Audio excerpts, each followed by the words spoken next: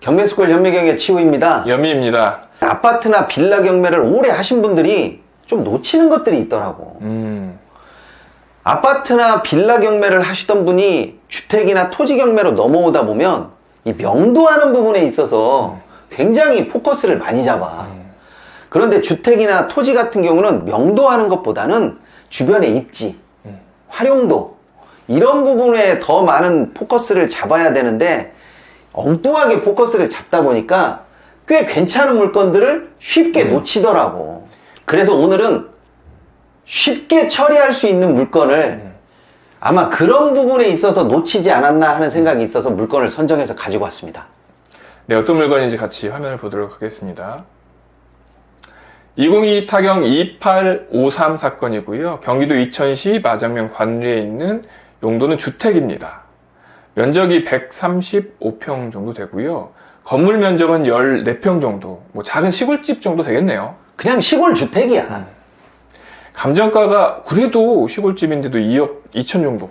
왜냐면 땅 면적이 있기 때문에 그렇지. 2억 2천 정도에 지금 감정이 되어 있고 두 번 유찰이 됐네요. 두 번 유찰돼서 1억 1천 정도까지 떨어진 상태인데 한번 미납이 있었나 봐요. 미납이 있어서 지금 보증금이 30%까지 올라간 상태입니다.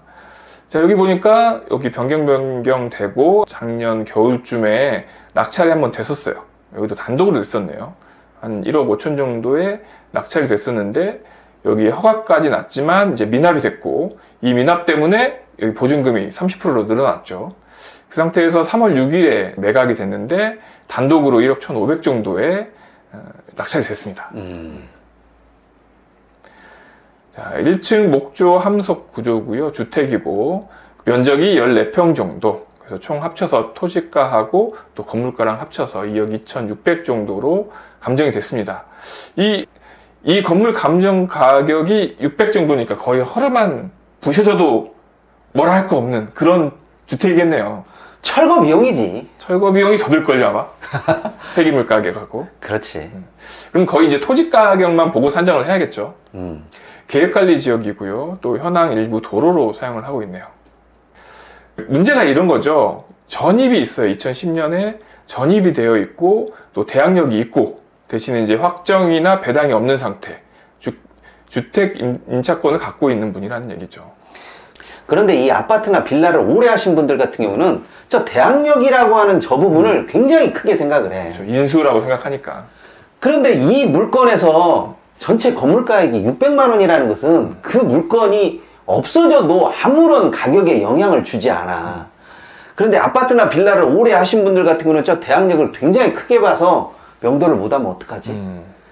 내가 저 사람과 어떻게 협상을 하고 어떻게 나가라고 해야 되는 거지? 이런 부분을 잡다 보니까 사람 자체가 확 줄어버리는 거야. 그렇죠. 자, 이게 600만 원짜리 집입니다. 건물만. 그렇게 보이네요.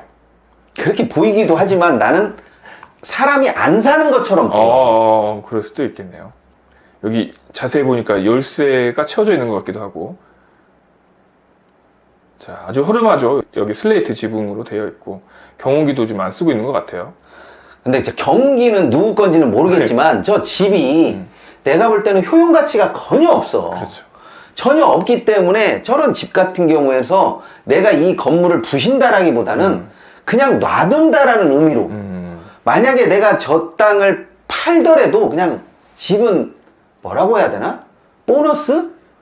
그런 개념으로 해서 쓰면 쓰고 말면 만다라고 하는 그런 개념으로 팔아야지 저 집이 가격이 있다라고 생각을 하게 되면 정말 말도 안 되지. 그러니까 이 주택이 있다고 하더라도 주택이 없는 그냥 나대지라고 보고 가격 측정을 하라는 얘기인 거잖아요. 그렇지. 만약에 그런 식으로 가격 측정을 했더라고 하면 아마 이 가격보다 훨씬 높은 가격에 낙찰이 됐을 거야. 야, 지금 현재 이 물건인데요. 아래쪽으로 뭔가 하고 있는 것 같아요. 그러니까 이게 현장을 만약에 갔더라면 뭔가를 좀 아는 사람이고 좀 배우는 사람이 여기를 입찰을 했다라면 아마 현장을 분명히 갔을 거라고. 현장을 가서 앞쪽에 토지는 어떻게 되고 개발 가능성은 좀 어떻게 되면서 앞으로 여기가 어떤 식으로 발전이 될 것인가 이 부분까지를 만약에 염두에 뒀다라고 하면 나는 저 가격이 절대 되지 않을 거라고 봐. 이 지적도를 보니까 좀 알겠네요. 이런 식으로 도를 내서 각각 이 전원주택지처럼 보이는 여기에다 건물을 짓는다는 뜻이겠죠. 그렇지. 이 지적도만 보면 사실 약간 기획부동산 같은 느낌이 들긴 하는데 이렇게 실제로 공사를 하고 있잖아요. 그럼 얘는 이제 기획부동산이라기보다는 필지 분할을 해서 각각 분양을 하는 거겠죠. 그러니까 이거는 무조건 가봐야 돼. 현장을 가봐서 여기 땅값과 바로 맞은편에 있는 저 땅값을 비교해서 계산하면 얼른 답이 나오거든. 그렇죠. 로드뷰를 보니까 벌써 이렇게 건물이 지어진 것 같아요. 자, 근데 저 건물하고 이 상대적으로 여기 있는 이 건물의 이쪽이죠. 단순 비교는 어렵겠지만 만약에 집을 밀고 저런 식으로 짓는다라고 하면 여기 땅값이 훨씬 더 값어치가 있어진다고. 자, 지금 이 부분이죠. 그리고 지금 아까 건물을 지어놓은 이 아래쪽 땅이고요. 이쪽이 특별히 더 가치가 있는 이유가 있나요? 일단은 아래쪽은 딱딱 계획적으로 해놓은 도시지만 만약에 이 땅을 사는 것은 건물하고 땅하고 같이 사는 거지만 반대편에 있는 저 땅은 옆에 있는 땅이 살 수도 있는 거고 구획 정리가 되지 않다 보니까 상대적으로 저렴해. 자, 그러면 다시 여기로 넘어와서 명도하는 거예요. 명도하는 거. 명도하는 건 그럼 이제 어떤 식으로 해야 되는 거예요? 서류상으로는 지금 이 대항력이 있는 상태잖아요. 그렇지. 그것 때문에 사실 걱정돼서 입찰을 못하는 상황이거든요. 여기 있는 사람을 만날 수도 없고 여기 있는 사람을 명도할 대상 자체가 없는데 명도를 할 필요가 뭐가 있냐고요. 그러니까 이 상황에서는 낙찰을 받고 여기에서 실제로 사람이 살고 있지 않다라고 하는 거주 불분명 신고를 하고 그 이유가 나서 전입세대 열람을 빼고 건물의 소유권을 가져가는 것이 맞지. 굳이 없는 사람을 찾아가지고 명도 확인서를 써주니 많이 할 필요가 뭐가 있냐고. 그러니까 결국에는 현장에 가서 아까 땅도 보고 건너편 땅도 그렇지. 보고 지금 이곳에 사람이 살고 있는지 없는지 이런 것들도 현장에 가서 확인을 해야 된다는 얘기죠. 그리고 일단은 어느 정도를 좀 배워야 돼. 배우고 좀 더 알았더라고 하면 이런 물건은 안 놓친단 말이야. 근데 그런 부분이 되지 않고 자꾸 지도상에만 놓고 보고 물건에 선순위 임차인이 있다라고 하는 그 사실만 가지고 꺼려라 하기 때문에 이런 물건을 놓치게 되는 것이 아닌가 싶어요. 그렇죠. 그리고 또 이론적으로만 너무 알게 되면 자꾸 그 서류에 그럼. 서류에 쫄아가지고 이런 것들을 패스하는 경향도 많아요. 이런 것들은 사실상 나는 그렇게 봐. 땅 가치만 있기 때문에 건물을 때려 부셔서 얻을 수 있는 이익보다는 건물을 리모델링이나 다른 식으로 해서 분명히 이득을 취할 수 있는 부분이 있는데 선순위 임차인, 명도가 어렵다, 시세가 어떻다 이런 부분까지만 생각을 하다 보니까 자꾸 그 이상의 발전성이 없어.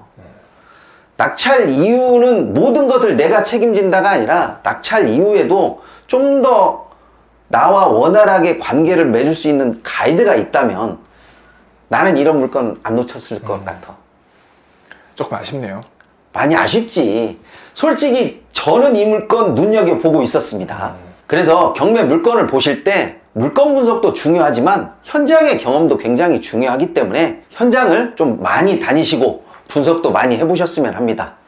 자, 이번 시간에는 여기까지 하도록 하겠습니다. 감사합니다.